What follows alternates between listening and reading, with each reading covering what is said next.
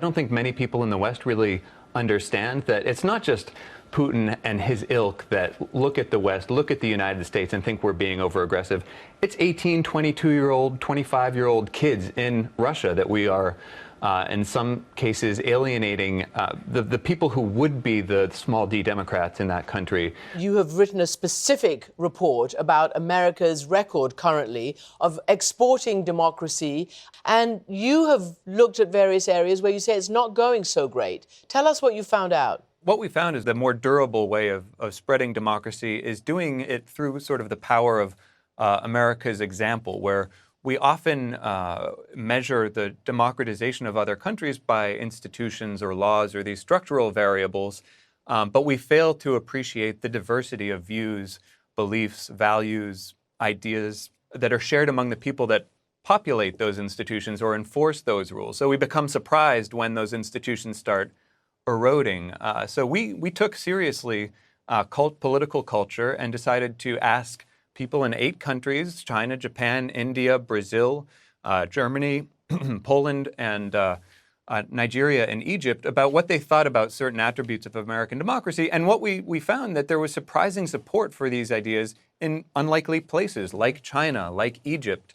Of course, the main drivers of anti-Americanism we found, not of course, but one thing we found was that opposition to President Trump largely hurt our image abroad, at least in these 8 countries, as did American interventionism. We in the United States should be cheering on any kind of protesters that are making a case for democracy, making a case for independence. We recently did a study called From Democracy Promotion to Democracy Attraction. We looked at public opinion in many different countries, including mainland China. Yeah. And mainland Chinese are actually very supportive of the American form of government. In fact, the question is, would you like to see your system of government more or less like the U.S. in 20 years?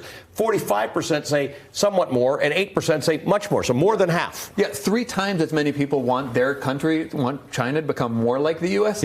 Than less like the U.S. Right. And that's in mainland China, not Hong Kong. North Korea responds to really one friend. It has one friend in that region, that is China. It's patron state, it's lifeline, if you will.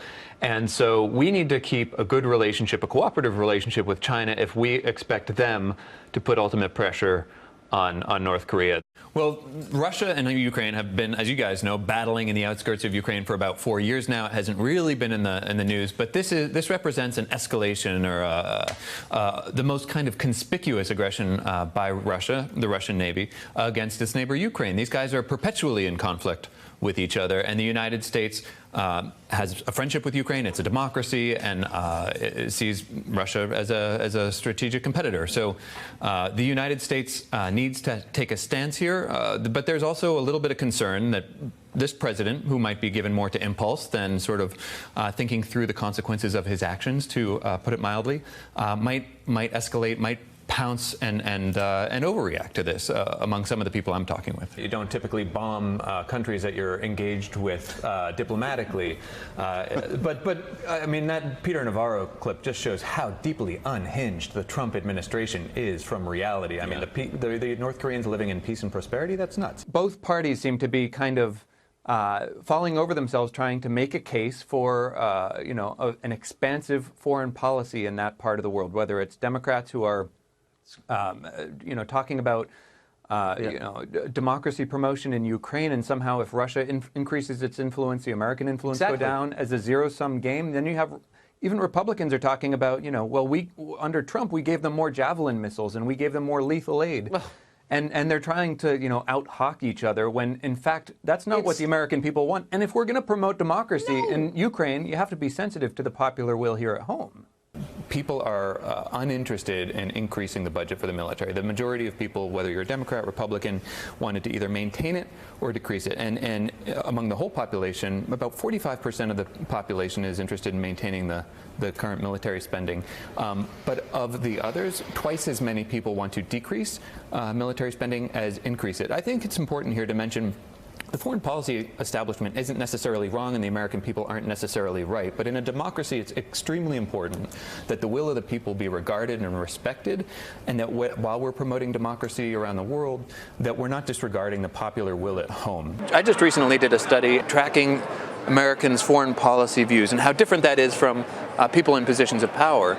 And one thing that I was shocked to see is that global economic integration, free trade, were seen as drivers of peace, as prerequisites for peace and stability among a broad bipartisan group, including Democrats. So I think actually shifting a little bit to looking at the political liabilities for this president if he does not reach a deal, if tariffs do come back, they're pretty significant, as that's going to be a line for the 2020 Dems. What specifically would you like to hear from some of these Democrats? Well, I'd like some of the Democrats to actually represent the will of the American people, because let's remember that in a democracy, it's predicated upon popular support. And so, Donald Trump isn't the only one. Barack Obama ran on bringing our troops home from Afghanistan. Even before 9/11, George W. Bush said we're going to stop being the country of nation building. So all these presidents run on doing less in the world and focusing more at home. It's a popular message. Then they get to office and they get people like John Bolton, Mike Pompeo in their ear,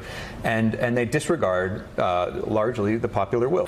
One of the things in your compelling study about the public reaction to foreign policy in this country, how much does 18 years of war, being at war, tilt those numbers? Oh, I think tremendously. And in fact, we saw the younger generation responding less enthusiastically about military intervention in the case of humanitarian assistance for vulnerable populations. But it's not surprising when you consider their only experience with American military might has been with these wars in Afghanistan, Iraq, largely unsuccessful military adventures. This kind of burden sharing has been the policy of the United States going back several administrations. The Obama administration was trying to get our allies to chip in more money as well. They had a very different diplomatic strategy in doing that.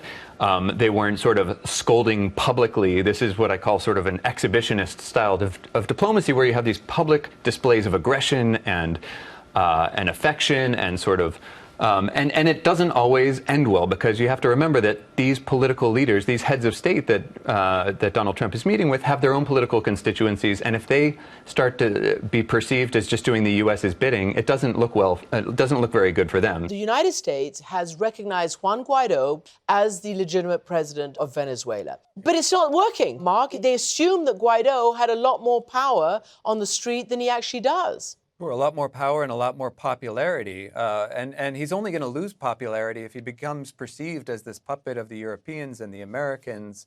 It's important, I think it would be a wonderful thing if Juan Guaido became the head of Venezuela, but it wouldn't benefit him, and we wouldn't be doing him a great service if we installed him through military intervention, because he wouldn't be widely perceived as a legitimate ruler. For better or worse, a lot of the Chavistas that are so passionate in their continued support for Maduro, which this doesn't often get reported, but the PBS NewsHour just did a great segment on this, that they support him precisely because of what the United States has done on that continent in the name of democracy promotion, where we used democracy promotion as a pretext for regime change in the 1970s and 80s.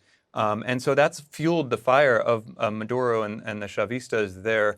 If we want to learn anything from our history, it's that we don't do a great job of democracy promotion when we do it at the tip of a rifle by any stretch.